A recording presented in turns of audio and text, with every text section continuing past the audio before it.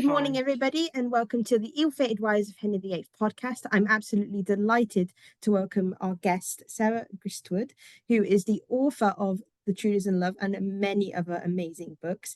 And today we'll be talking about love and courtship in the Tudor Court. How are you today, Sarah? Fine, thank you.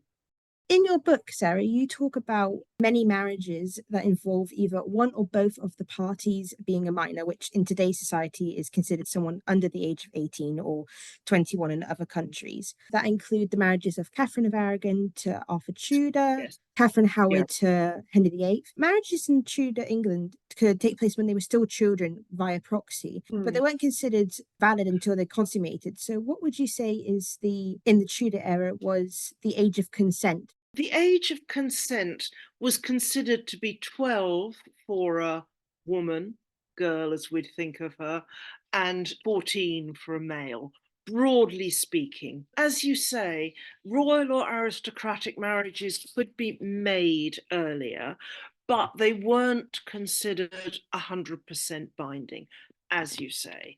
It had to be effectively ratified when that age of consent was reached.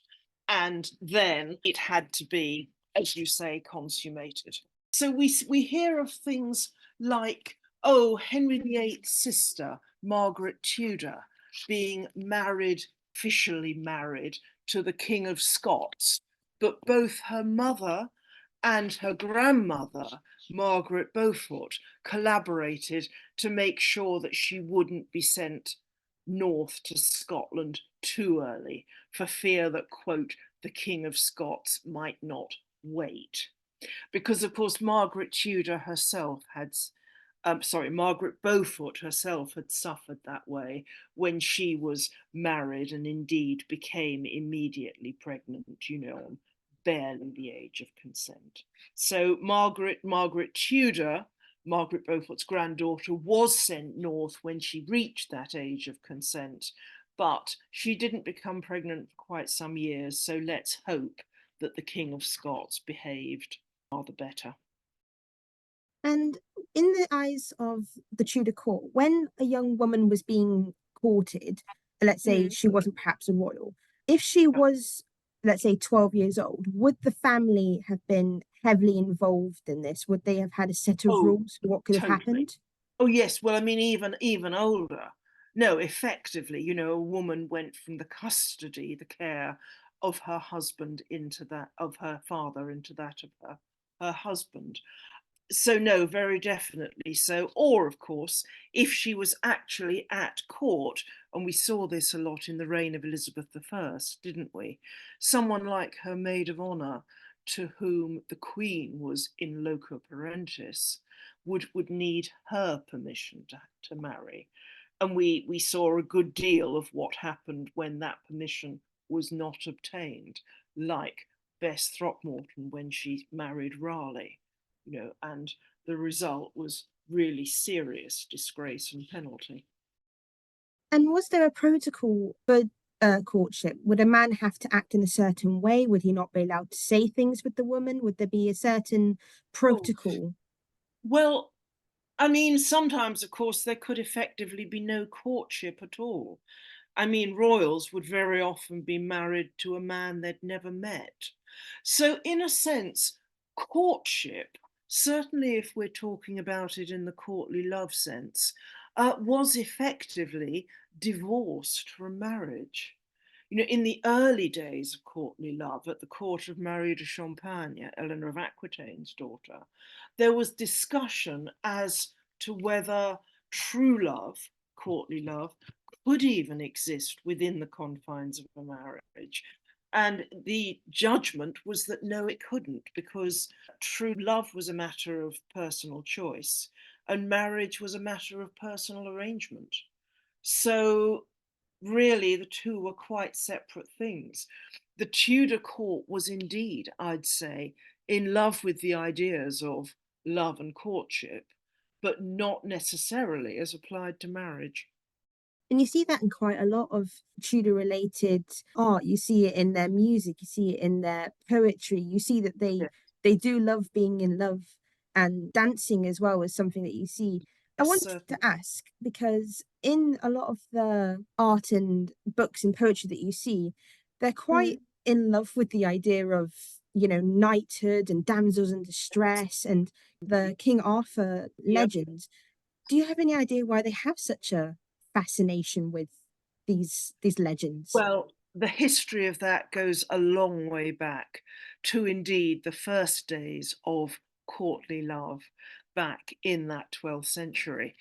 And the songs of the troubadours, and then at Marie de Champagne's court, her asking Chrétien de Troyes to write down for the first time the story of Guinevere and Lancelot. The Arthurian legends had been around a lot longer, but this is when that whole idea of romantic love outside marriage entered the picture. And it continued. I mean, we went on hearing the story of Lancelot and Guinevere right down through the centuries with various amounts of praise or blame. But of course, the Tudors had a particular interest in the Arthurian legends also. I mean, the idea of courtly love had a bit of revival in the 15th century, but the Tudors also, from the start, from Bosworth on, made very conscious use of those Arthurian stories. Because Henry VII, we don't think of him as a romantic man, heaven knows, but he adopted that idea of the Arthurian, the red dragon fighting down a tyrant boar. Red dragon, his symbol, the boar, that of Richard III. And this was quite consciously used. Henry VII took visitors to see the supposed round table of King Arthur hanging up in Winchester Castle. He made sure that his first son, Arthur, not Henry, of course, would be born at Winchester, which had been identified as Camelot, and called him Arthur. Then Henry VIII went on seizing on all these legends in perhaps a slightly different way, but the main point was still valid. The Tudors needed the Arthurian legends to bolster their fragile new dynasty. I mean, what? Johnnies come lately, were they, with no particular claim to the English throne? How dare you? They were King Arthur's own heirs, and they had the family trees to prove it. So it was a bit of a double whammy, the kind of dynastic thing with Arthur, the supposed, emperor of Britain, fighting against the Roman Empire, just as Henry VIII would break off from the Roman Church, and that romantic tradition in which Anne Boleyn, for example, had been very much steeped during her time at the continental courts. It's ironic that you say about Anne Boleyn and Henry VIII because they're perceived to be one of the biggest romances out there in Mm-hmm. terms of the Tudors, and saying that Henry was so romantic and things. It's almost ironic that his father wasn't. But do you think that these we talk about girls wanting love in Tudor court? Obviously, they would have been brought up to know perhaps they would be married off to whoever their father chose. But do you think these young boys might have been taught perhaps in how to be romantic? They might have hoped to be romantic with their wives. Well, hoped to be a hero, as it were. I mean, Henry VIII very clearly hoped to be a hero. He saw himself as the epitome of the certainly in his earlier years, the epitome of the lover, as well as of all the other manly virtues. To him, it went hand in hand to be a star at courtship at the tournament. And I think probably for young women, it gave them a kind of alternative narrative. Yes, the real narrative might be that they'd be married off for their family's advancement to a man who maybe they didn't know or didn't like. But in their heads, at least in literature, maybe in the kind of flirtatious court circles, where after all, men did outnumber women to a huge degree, they might there find a sort of alternative way to make sense of their destiny, if you like. And in terms of flirtation, I know that Mm. women would have been taught to be chaste. They would have been taught to, stay away from men until you were married, and even when you were married. But you hear all these stories about these men claiming that their wives were flirtatious, that they knew, Mm. the art of men prior to the marriage. Women wouldn't have been taught how to romance their men, would they? They would have been taught. No, they wouldn't. No, they wouldn't, except insofar as they were taught.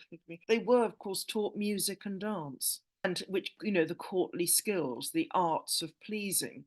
But there, a lot of the courtly love literature, the kind of ritual games of advancement and retreat, did come in. So, in a sense, they were taught it, even though they were never meant to apply it that directly. And maybe that's where Anne Boleyn went wrong.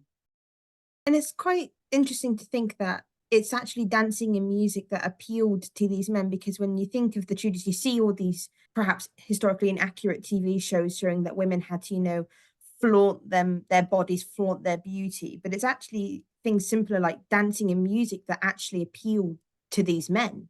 Well, I mean, the dancing could, of course, be quite flirtatious. Think how scandalous La Volta was in Elizabeth's day, where the man, picked the woman up and twirled her around. No underwear, of course, no underpants in Elizabethan days. It was, in a sense, it was all very anomalous. But then you could say that about the ideas of courtly love and maybe about our idea of romance today. And is there an aspect, I know this is quite a weird question, but is there an aspect of Tudor courtship or courtly love that you wish that we might still adopt today? Because if you take a Oh, look at modern dating today, it's gone a bit squiff. well, yes and no. My own view about courtly love is that it was in many ways a trap for women. It seemed to put them on a pedestal, yes, at a time when they didn't have much power in the real world. But there's not much you can do with a pedestal except fall off it, which is what a lot of women like Anne Boleyn did.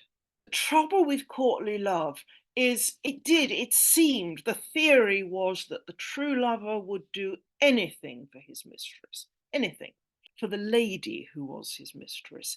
In that one of those very early manuals of courtly love, slightly tongue in cheek perhaps, but it says, having told the lover how he has to, abase himself before his lady mistress, it says, so what happens if a knight, falls in love with a woman of the lower social orders?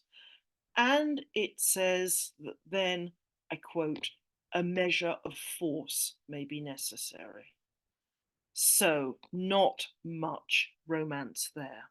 And even at its best, courtly love was never really equipped to deal with the realities of long marriage, like Catherine of Aragon, an aging wife, disappointments in childbed. But I would argue, I'm not sure that that idea of courtly love ever has really gone away.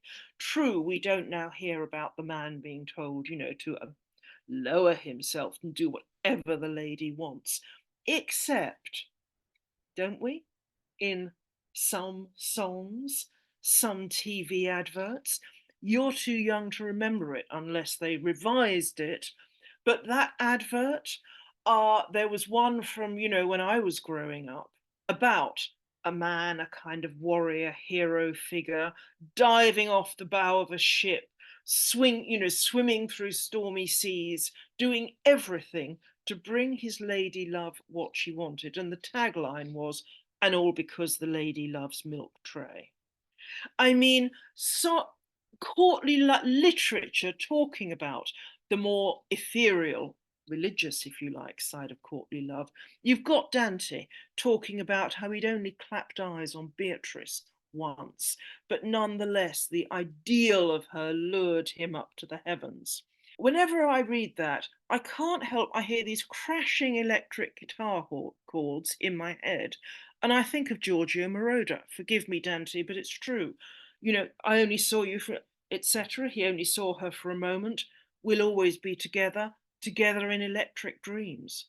That old idea of courtly love, which was, if you like, the better, one side of Tudor romance, went on, changed, evolved to form our ideas of romance today. But would I want to be a woman wooed in Tudor times? No, I would not. Too many traps. Sorry.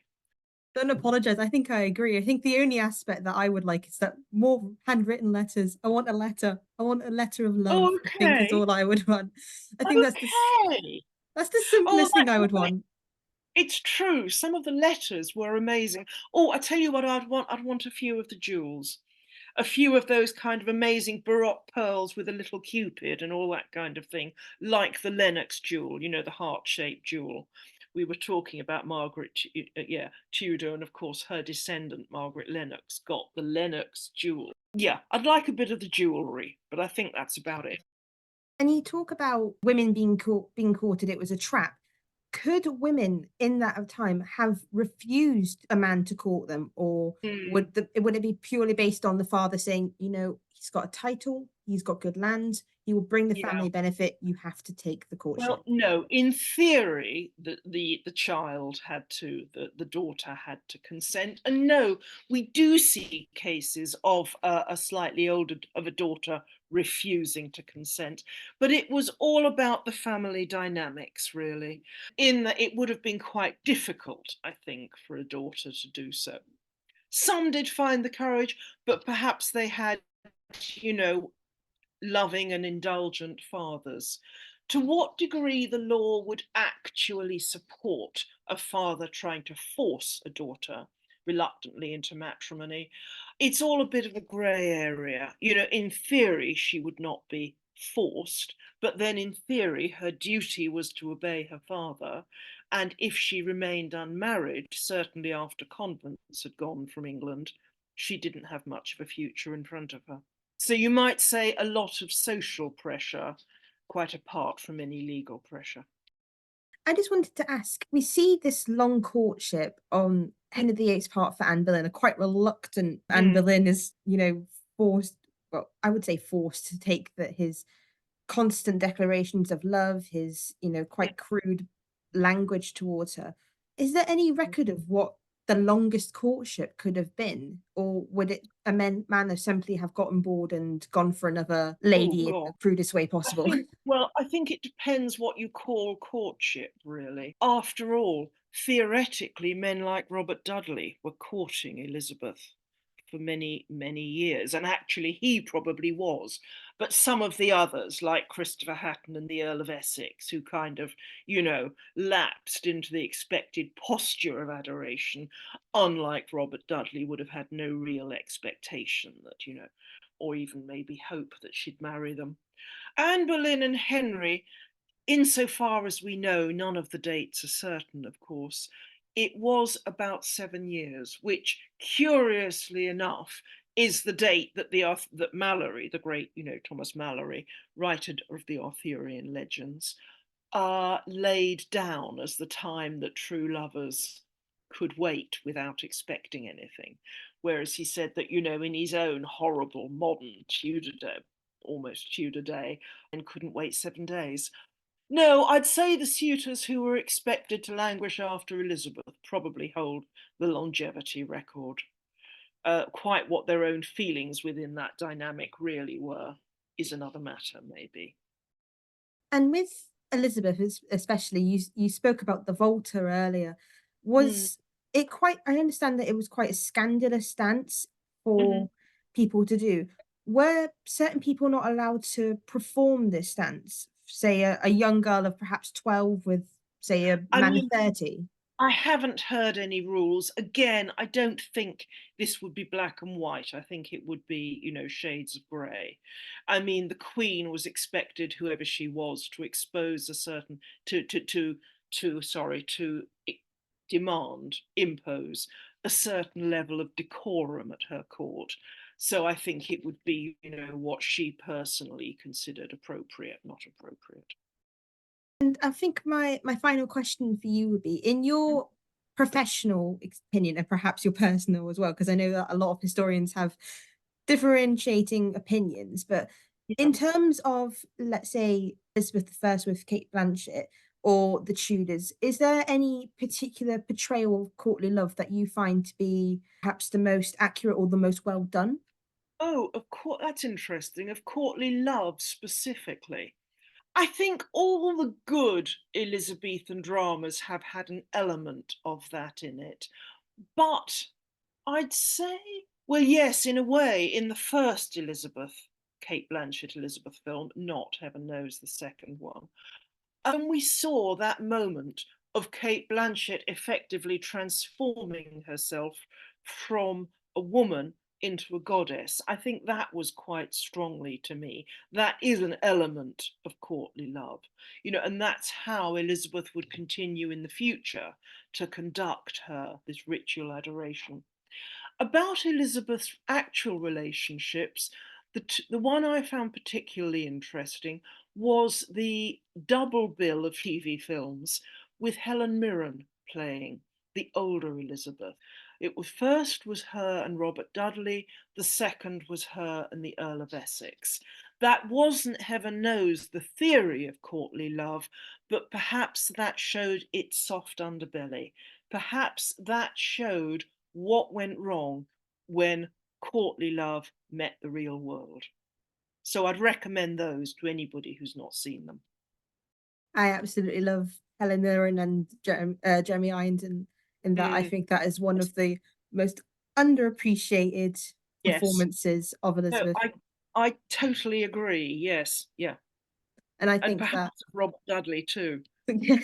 I think that a lot of people disregard it because they want to see younger Elizabeth. They want to see her Mm, like mm, rise up to what she is. But I just find it so fascinating to see an older version of Elizabeth yeah. because we tend to not see that a lot of her victories, a lot of her personal Mm, achievements happen later in her life. And I mm, think that's yeah. an Yeah. important part to focus on. No, me too, totally. I mean, I've just been editing, it comes out at the end of this month, an anthology of women's diaries, secret voices. And of course, in a sense, what we'd all love to see, the diary of Elizabeth I. Can you imagine? Or, of course, of Anne Boleyn. But I think in a sense, if you look at her writings, we do have the equivalent of a diary for certainly the later, older Elizabeth, because in some of her letters, her poems, her prayers, she did let out her feelings in that way. And I find that a hugely valuable and emotive thing to read. And just before we go, you spoke that you've got a new book coming out. So, Mhm. what exactly would this book be covering and when does it come out? Well, it covers Secret Voices, a year of women's diaries. It comes out February 29th or February 27th in the States. So end of this month. And it is going through the year with extracts from women's diaries, starting indeed in the Tudor period. The earliest two in the book are Lady Anne Clifford, of whom we've probably heard, and Lady Margaret Hoby, of whom many of us won't have. But they effectively kicked off the form for women writing in English at the very end of the Tudor period. So I cover diaries from then, or I use diaries right up until now. I More think than that'll be a fascinating read then, because I love when historians such as yourself bring unknown women or perhaps Mm, overshadowed women into the mm, limelight. So I will definitely be giving that a read. great, terrific. But I Thank just want you. to thank you so much, Sarah, for joining us today to talk about courtly love and Mm, Elizabeth and Anne Boleyn. And I hope you have a lovely day.